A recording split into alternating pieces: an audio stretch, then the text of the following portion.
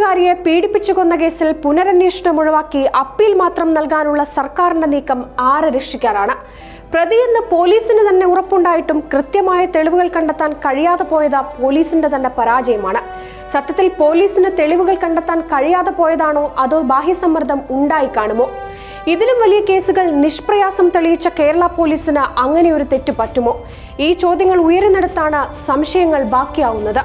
അന്വേഷണത്തിൽ ഗുരുതര വീഴ്ച വരുത്തിയ ഉദ്യോഗസ്ഥരെ മാറ്റി നിർത്തി പുതിയ ഏജൻസികൾക്ക് അന്വേഷണം കൈമാറുന്നതിന് പകരം പ്രതിയെ വെറുതെ വിട്ടുകൊണ്ടുള്ള പ്രത്യേക കോടതി വിധിക്കെതിരെ അപ്പീൽ പോകാനാണ് സർക്കാരിന്റെ നിലവിലെ നീക്കം.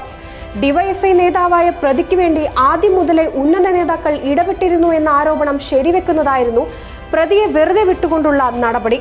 കൊലപാതകം നടന്ന മുറിയിൽ നിന്ന് വിരലടയാളം ശേഖരിച്ചില്ല. ഒന്നാം സാക്ഷി പോലും കൃത്യമായി മൊഴി നൽകിയില്ല. അന്വേഷണ ഉദ്യോഗസ്ഥന്റെ വിശ്വാസ്യത ചോദ്യം ചെയ്യപ്പെട്ടു. കൊലപാതക സ്ഥലത്തെ തെളിവുകൾ അലക്ഷ്യമായി കൈകാര്യം ചെയ്തു. മരണമറിഞ്ഞിട്ടും 1 കിലോമീറ്റർ മാത്രം ദൂരെയുള്ള സ്ഥലത്ത് SHO എത്തിയത് 2ാം ദിവസം. ഇത്രയൊക്കെ നിസ്സാരമായി കേസ് കൈകാര്യം ചെയ്തത് ആരെ രക്ഷിക്കാനാണ്? ആ കുഞ്ഞിന് നീതി കിട്ടുമോ? Seed news, Kozhikode.